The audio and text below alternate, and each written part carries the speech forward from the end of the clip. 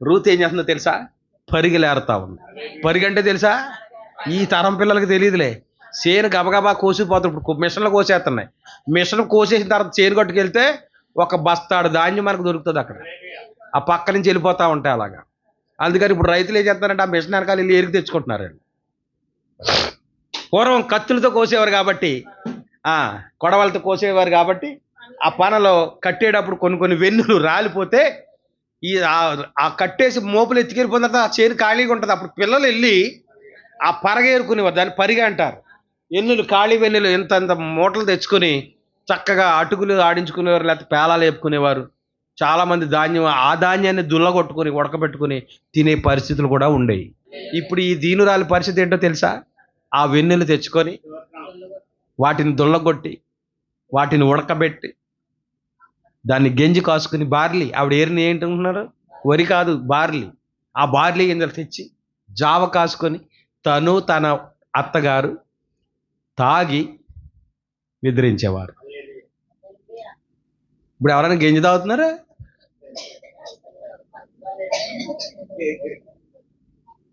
మీ అమ్మమ్మ నానమ్మలు అడగండి. పిల్లలు మీరు కాదు, మీ అమ్మలో వాళ్ళ అమ్మమ్మలు అనమాట.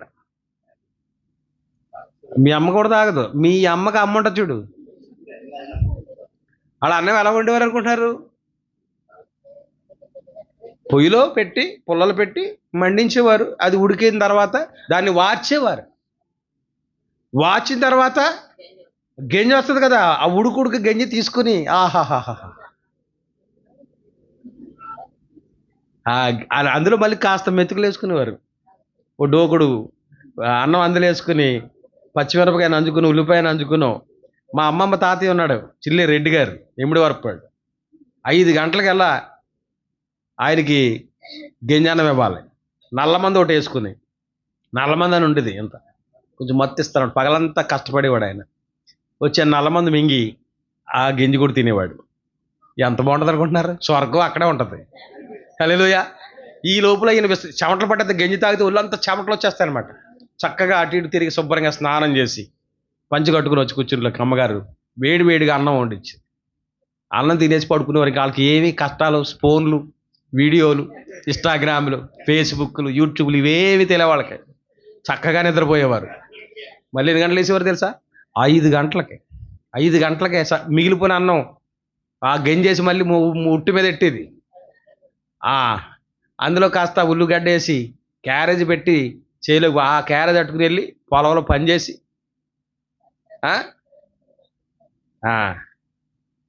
శుభ్రంగా పనిచేసి ఆకలేసే టైంకి, అంటే 10 ఆ టైంకి చక్కగా ఆ సల్ది కూడా తిని ఇంటికి వచ్చి భోజనం చేసి పడుకునేవారు 1 గంట. మళ్ళీ మధ్యాహ్నం 2 గంటలకి పొలం వెళ్ళే. ఇది వాళ్ళ దినచర్య. 5 గంటలకి వెళ్ళా మళ్ళీ గెంజి కూడా రెడీ అయిపోయేది. ఇప్పుడు గెంజి కూడా ఎవరికీ తెలియదు, ఎందుకంటే కుక్కర్లు వచ్చేసాయి. మన అనారోగ్యం మనమే తెచ్చుకుంటున్నాం. ఇప్పుడు ఏమొచ్చేసాయి? నేను చాలాసార్లు చెప్తుంటా, కుక్కర్లు వచ్చినా మిక్సీలు వచ్చినా ఏమొచ్చినా నీకు టైం మట్టుకు కలిసి రావట్లేదు. ఎక్కడో లోపం ఉందో అర్థం కావట్లేదు. అవునా? పూర్వం ఏం చేసేవారు? బియ్యాన్ని కడిగి అక్కడ నానబెట్టేవారు. తంపులు ఎడితే ఆ సలసల నీళ్లు మరిగిన తర్వాత అప్పుడు వేసేవారు అన్నం, ఈ బియ్యం. అంటే అన్నం వండడానికి 1 గంట పట్టేది.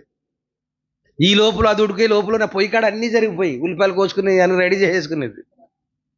చేపలు చేసేసుకొని దాన్ని వార్చిన తర్వాత అమ్మయ్య అని కొంచెం నడుము పైకి లేపి మళ్ళీ కూరలోకి వెళ్ళేవారు. అది పూర్వం యొక్క విధానం. అంత టైం అవసరం ఇప్పుడు? ఇప్పుడే ఉండు చిటికలు వచ్చేస్తారు అన్నట్టుగా అలా మాట్లాడుతుండగానే అన్నం రెడీ అయిపోతుంది. అక్కడ అదే ఉడికిపోతుంది, అదే స్విచ్ కట్టేసుకుంటుంది. మరి ఈ సమయం అంతా ఎక్కడ పోతుంది? మరి ఏం కలిసి రావట్లే. అవునా? ఇంకా కొంచెం అప్డేటెడ్ హౌసెస్ అయితే డిష్ వాషర్లు కూడా వచ్చాయి. ఏమొచ్చాయి? నీ అంట్లని అందులో అడిగితే అది కడిగేస్తుంది, అదే ఎండబెట్టేస్తుంది. నువ్వు తీసుకుని సెల్ఫ్లో సర్దుకోవటమే. వాషింగ్ మెషిన్లు వచ్చాయి. నువ్వు ఎంత సుఖపడతావో అంత రోగివైపోయావు నువ్వు. అవునా? కానీ పూర్వకాల మందు కష్టపడి పనిచేసేవాడు ఎంత ఆరోగ్యంగా ఉండేవారో తెలుసా? పొరపాటుని ఎద్ది చేలోకి పడిపోతే కాడ ఆయన ఎత్తుకునేవాడు రైతు. ఇంకో వ్యక్తి నువ్వు తోలరా, ఓ పక్కన ఎద్దు, ఒక పక్కన వీడు, లాగేసేవారు అంతే. అంత బలం ఎక్కడొచ్చింది? ఇప్పుడు ఏమైపోద్ది పరిస్థితి? చాలు ఇంతటితోటి. గతంలోకి తీసుకెళ్తే ఆనందింతారని. God bless you all.